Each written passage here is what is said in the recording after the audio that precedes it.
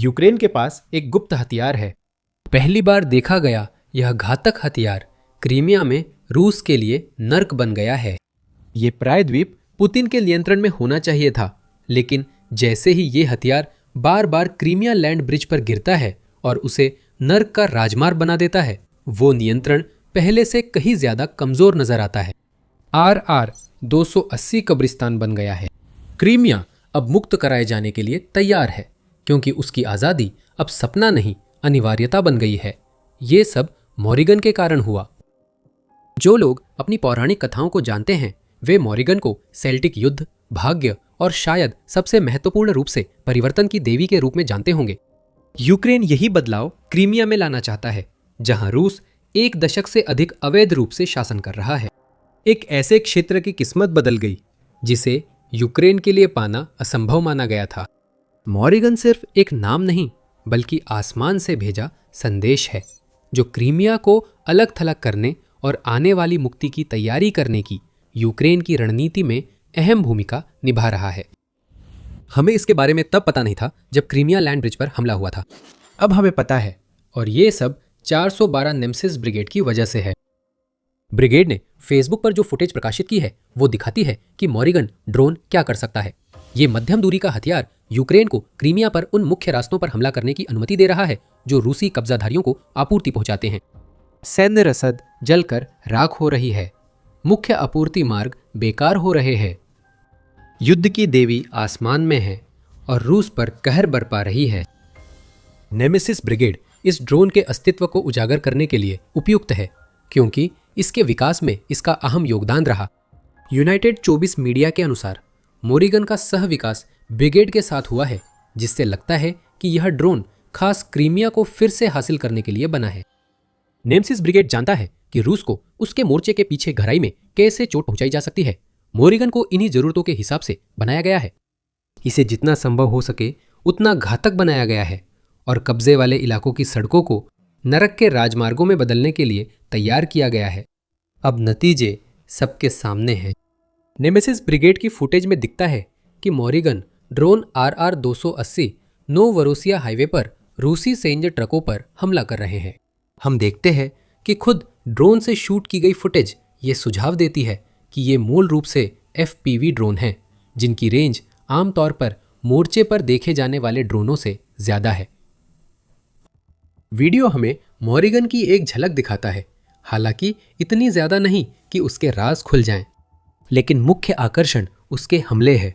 बार बार हम मॉरिगन को वही करते हुए देखते हैं जिसके लिए उसे बनाया गया था, किसी लक्ष्य पर निशाना साधना और फिर उसे खत्म कर देना। नेमेसिस ब्रिगेड इस ड्रोन को गेम चेंजर मानती है और इससे असहमत होना मुश्किल है। यूक्रेन के पास ऐसा ड्रोन है जो रूस की उस अहम जीवन रेखा को तबाह कर रहा है जिस पर रूस क्रीमिया पर अपनी पकड़ बनाए रखने के लिए निर्भर करता है। RR 280 लैंड ब्रिज पहले ही बेकार हो चुका है। यूक्रेन ऐसी रणनीति के तहत रूस की क्रीमिया आपूर्ति व्यवस्था का गला घोट रहा है, जिसका मकसद पहले क्रीमिया को अलग थलग करना और फिर उसे आज़ाद कराना है। RR 280 पर अब जो सैन्य वाहनों के जलते हुए मलबे बिखरे पड़े हैं वे हमें दिखाते हैं कि मॉर्गन जितना प्रभावी है उतना ही प्रतीकात्मक भी है। हम क्रीमिया में बदलाव देख रहे हैं जो मॉर्गन के साथ यूक्रेन के अन्य क्षेत्रों में भी फैल सकता है। लेकिन पहले हमें पूछना होगा कि हम मॉर्गन ड्रोन के बारे में अब तक क्या जानते हैं। जवाब है बहुत कम। यही तो बात है जब बात गुप्त हथियारों की आती है। यूक्रेन ज्यादा कुछ बताना नहीं चाहता, वरना रूस मॉर्गन के काम करने का तरीका जान जाएगा और या तो अपनी खुद की वर्जन बना लेगा या ड्रोन को नाकाम करने का तरीका ढूंढ लेगा। हालांकि हमें इतना जरूर पता है कि इस ड्रोन को बेहतरीन गतिशीलता के लिए डिजाइन किया गया है, जिससे ये रूस द्वारा कब्जे वाले इलाकों में रखी गई महत्वपूर्ण सैन्य संपत्तियों के खिलाफ पीछे के इलाकों में अवरोधक हमले कर सकता है।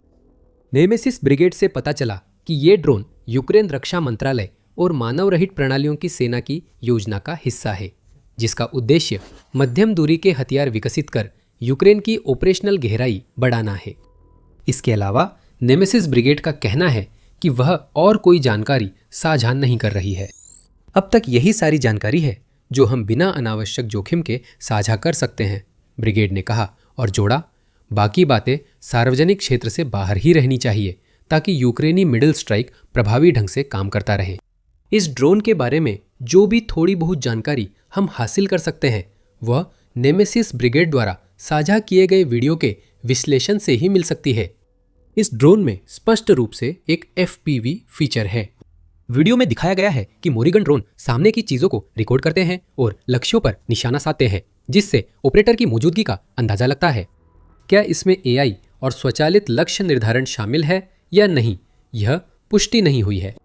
हमें मोरिगन की फायर पावर का पता नहीं, पर वह टैंकों और सैन्य वाहनों को नष्ट करने में सक्षम है।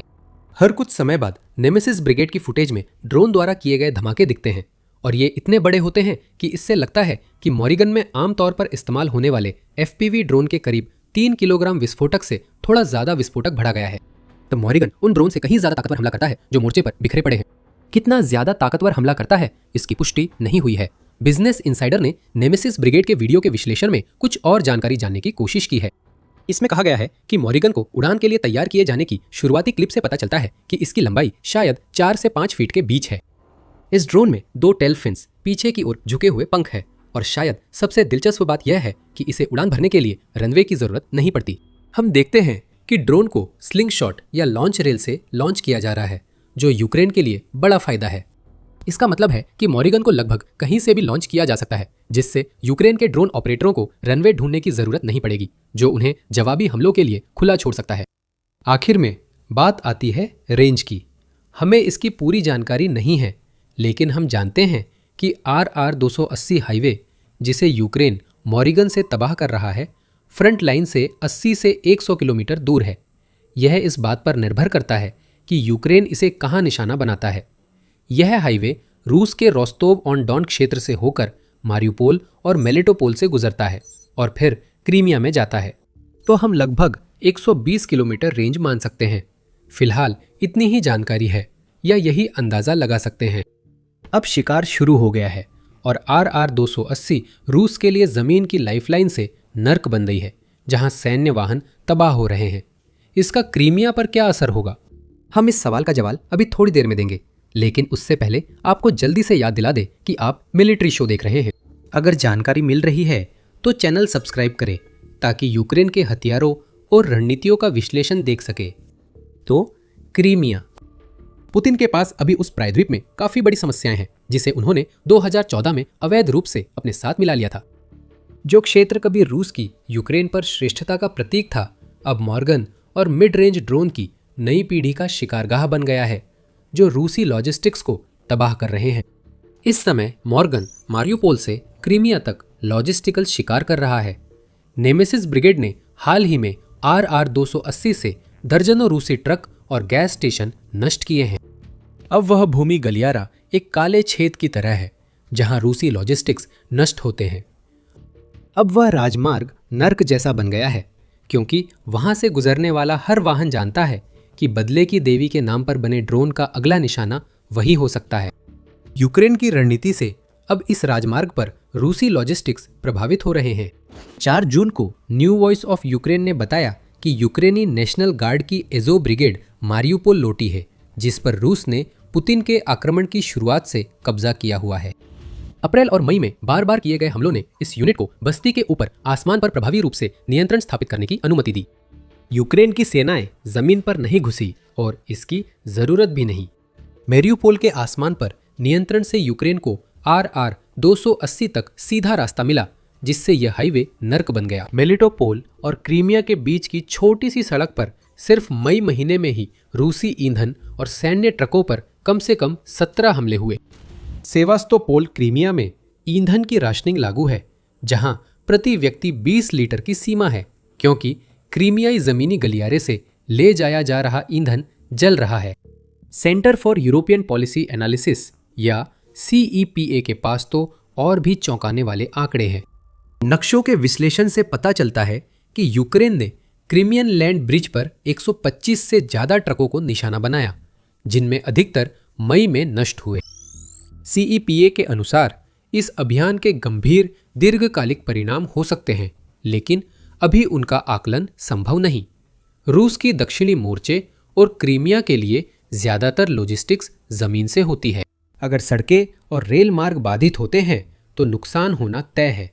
ये लॉजिस्टिक्स लॉकडाउन कार्यक्रम की कार्रवाई है जिसका असर दिख रहा है। यूक्रेन के रक्षा मंत्रालय ने $113 मिलियन नए कार्यक्रम में लगाए हैं, जिसमें ड्रोन ऑपरेटरों को रूसी लॉजिस्टिक्स वाहनों को नष्ट करने के लिए प्रोत्साहित किया जा रहा है। RR-280 मुख्य लक्ष्य है। यूक्रेन जानता है कि लॉजिस्टिक्स सप्लाई काटने से क्रीमिया में रूसी कब्जाधारियों को ईंधन नहीं मिलेगा। अब रूसी सेना के लिए कोई सुरक्षित पिछला हिस्सा नहीं है। मॉरिगन ड्रोन ने यह सुनिश्चित किया है। रूस परेशान है क्योंकि वह RR-280 को खुला रखकर क्रीमिया, मेलिटोपोल और मारियोपोल में अपनी सेना को आपूर्ति देना चाहता है।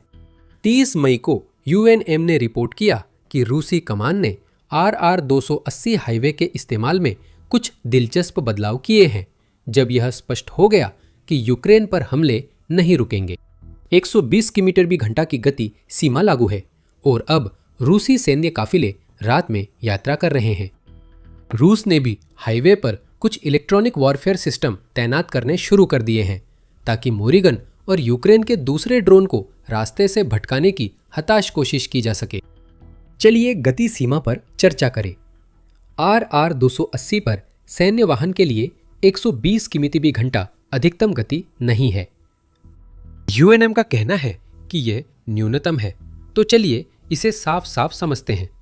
रूस की RR-280 के लिए बड़ी योजना यह है कि उसकी सैन्य काफिले अंधेरे में बेहद तेज रफ्तार से चले, इस उम्मीद में कि यूक्रेन के ड्रोन उन्हें पकड़ नहीं पाएंगे। किसी तरह हमें नहीं लगता कि यह काम करेगा। हम असल में रियल टाइम में रफ्तार का खेल देख रहे हैं। 120 किमी/घंटा से कम मत जाना, वरना उड़ जाओगे। उम्मीद कीजिए कि ड्रोन हमलों के साथ साथ हादसे भी उस हाईवे टू हेल की पहचान बनने लगेंगे जो रूस को क्रीमिया से जोड़ता है। अन्य समाधान RR-280 को पूरी तरह बाईपास करना है, जो रूस नहीं चाहता। RR-280 इतना महत्वपूर्ण था क्योंकि इससे रूस को 3 कब्जे वाले क्षेत्रों में सीधे सप्लाई भेजने की सुविधा मिलती थी। मॉर्गन ने अब यह विकल्प खत्म कर दिया है, खासकर उन काफिलों के लिए जो रात में मौत के सफर से बचना चाहते थे। रूस के पास कोई विकल्प नहीं है। RR-280 पर हमलों की तीव्रता के कारण खेरसोन के रूसी समर्थित गवर्नर व्लादिमीर साल्डो ने 21 मई को राजमार्ग का एक हिस्सा बंद करने का आदेश दिया। बिजनेस इनसाइडर के अनुसार कब्जे वाले क्षेत्रों में रूसी अधिकारी विकल्प तलाश रहे हैं और उन विकल्पों में से एक विकल्प ऐसा है जिसे यूक्रेन देखना पसंद करेगा, वो है केर्च ब्रिज। UKR इन्फॉर्म ने 1 जून को यूक्रेनी नौसेना के प्रवक्ता दिमित्रो पलेटन्युक की टिप्पणियां साझा की। मुझे लगता है हम वह समय देखेंगे जब वे दबाव में होंगे। पलेटन्युक ने कहा कि उनके पास पुल के पार खतरनाक माल ले जाने के अलावा कोई विकल्प नहीं बचेगा, क्योंकि ईंधन शिपमेंट और रेलवे परिवहन पर कड़े प्रतिबंध हैं।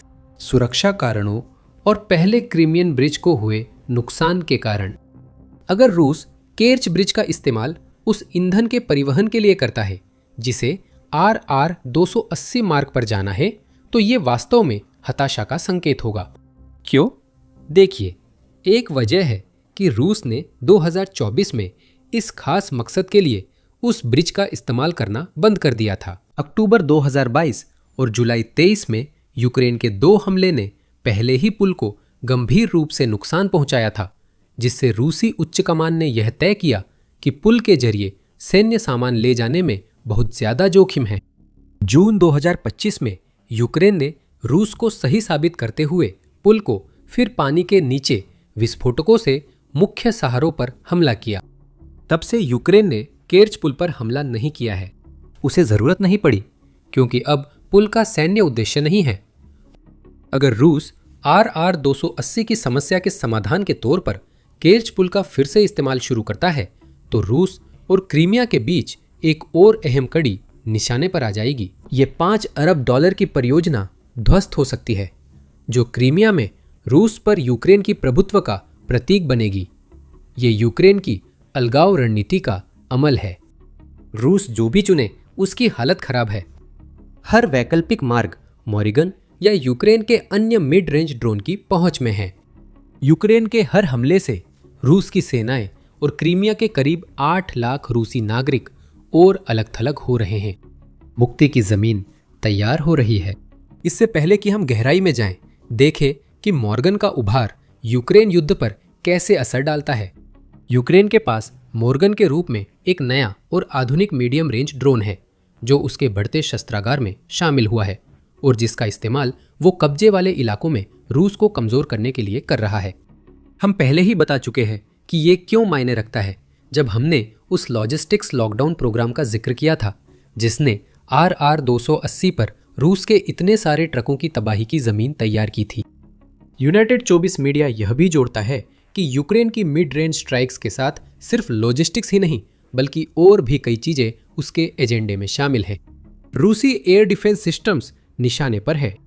फरवरी और मार्च में यूक्रेन ने करीब 300 रूसी एयर डिफेंस यूनिट्स नष्ट की। फिर अप्रैल में 250 और यूनिट्स खत्म की।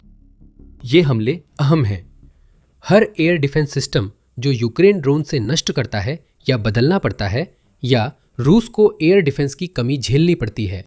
ऐसे में सुरक्षित हवाई गलियारे खुलने से यूक्रेन को कब्जे वाले इलाकों में गहरे और अधिक लक्ष्यों पर हमला करने का मौका मिलता है।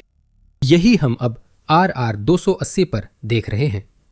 यूक्रेन ने पिछले कुछ महीनों में रूसी एयर डिफेंस को खत्म करने की रणनीति के तहत नर्क का एक राजमार्ग बना दिया है। यह रणनीति पूरे मोर्चे पर लागू है क्योंकि अब यूक्रेन रूसी पीछे के हिस्से के लिए खतरा है और उसके ड्रोन 200 किलोमीटर तक हमला कर सकते हैं। ISW के अनुसार यूक्रेन के मिड रेंज हमलों ने रूस की मोर्चे पर गति इतनी धीमी कर दी है कि पुतिन के गुर्गों की बढ़त लगभग शून्य के करीब है। रूस को एक तरह से ठहराव की स्थिति में ला दिया गया है। साथ ही पीछे के हिस्से के इतने कमजोर हो जाने से यूक्रेन को मोर्चे के सीमित इलाकों में पलटवार करने का भी मौका मिल जाता है। मई में नीप्रोप्रोस्तक में यूक्रेन ने रूस से लगभग 400 वर्ग किलोमीटर क्षेत्र मुक्त कराया। यह सबसे स्पष्ट दिखा। अन्य जगहों पर भी सफलताएं मिली हैं। ये सब मध्यम दूरी की रणनीति के तहत हो रहा है जिससे रूस कमजोर हो रहा है। ये सब यूं ही नहीं हो रहा। आंकड़ों के अनुसार ओपन सोर्स इंटेलिजेंस से पता चला कि यूक्रेन ने रूसी क्षेत्र में 1000 से ज्यादा जियो लोकेटेड हमले किए हैं। ये पुष्टि किए गए हमले हैं और ऐसे और भी हमले हो सकते हैं। इन हमलों में करीब 7% हवाई रक्षा प्रणालियों, 20% परिवहन वाहनों और 35% ईंधन, उपकरण व गोला बारूद डिपो को निशाना बनाया गया है। यूक्रेन का तरीका काफी सीधा है। रूस को जो चीजें मोर्चे के पीछे चाहिए उन्हें नष्ट कर दो और आगे लड़ रहे सैनिक कमजोर हो जाएंगे। यही बात हमें क्रीमिया पर लाती है। RR-280 पर यूक्रेन का मकसद रूसी सैनिकों को अलग थलग करना है जिन्हें मॉर्गन और दूसरे यूक्रेनी ड्रोन की मारक सीमा से बाहर निकलने के लिए उन्हें और पीछे हटना पड़ रहा है। यूक्रेन क्रीमिया पर जमीनी हमला शुरू नहीं करेगा। ये बहुत जोखिम भरा है। वह प्रायद्वीप को युद्ध में अप्रासंगिक बनाकर आपूर्ति पर पकड़ मजबूत कर रहा है जिससे ईंधन की कमी और समस्याएं हो रही है। यूक्रेन को अब सिर्फ अपनी गति बनाए रखनी है और आगे बढ़ना है। अब उसकी रणनीति ने उन लोगों का भी विश्वास जीत लिया है जो मानते थे कि यूक्रेन क्रीमिया आजाद नहीं करा सकता। ऐसे ही एक व्यक्ति है अमेरिकी सेना यूरोप के पूर्व commander lieutenant general Ben Hodges. वह यूक्रेन की क्रीमिया के लिए रणनीति के बारे में हमने जो कुछ भी अभी कहा उसकी पुष्टि करते हैं। यह थोड़ा सरल लग सकता है लेकिन क्रीमिया की मुक्ति की ओर ले जाने वाले पहले चरण में उसे अलग थलग करना, जान कोई तक जाने वाले रास्ते को काट देना और पुल को नष्ट करना शामिल है। दूसरा चरण है उसे अनुपयोगी बनाना ताकि रूस उसका इस्तेमाल न कर सके, ओजिक ने कहा। यह रणनीति सरल दिखती है लेकिन यूक्रेन इसे अपना रहा है। सड़कें पहले ही काटी जा चुकी है और रूस की कोशिशों के बावजूद उसे विकल्प नहीं मिल रहा। जैसे ही रूस सैन्य उद्देश्यों के लिए कर्च ब्रिज का इस्तेमाल करने के लिए मजबूर होगा, वह पुल भी निशाना बन जाएगा। धीरे धीरे क्रीमिया ऐसा क्षेत्र बन रहा है जिसे रूस अब सिर्फ यूक्रेनी शहरों पर मिसाइल और ड्रोन हमलों के लिए ही इस्तेमाल कर सकता है। इसी तरह क्रीमिया भी आज़ाद होगा, सेना के प्रायद्वीप पर चढ़ाई करने से नहीं बल्कि अलगाव की मुहिम से, जिससे पुतिन को लगेगा कि मेहनत करने का कोई फायदा नहीं रहा। मॉरिगन ड्रोन का आना क्रीमिया अभियान का हालिया हिस्सा है जो यूक्रेन महीनों से चला रहा है। रूस का लैंड ब्रिज काटना अभियान का अहम हिस्सा है क्योंकि प्रायद्वीप का युद्ध क्षेत्र बदल रहा है। हम एक और वीडियो में इस रणनीति का असली मतलब समझाते हैं, उसे ज़रूर देखें ताकि जान सके क्रीमिया की आज़ादी पहले से कहीं ज़्यादा करीब कैसे लग रही है। अगर आपको ये वीडियो पसंद आया हो तो द मिलिट्री शो को सब्सक्राइब करें ताकि अगली पेशकश मिस न करें। देखने के लिए धन्यवाद।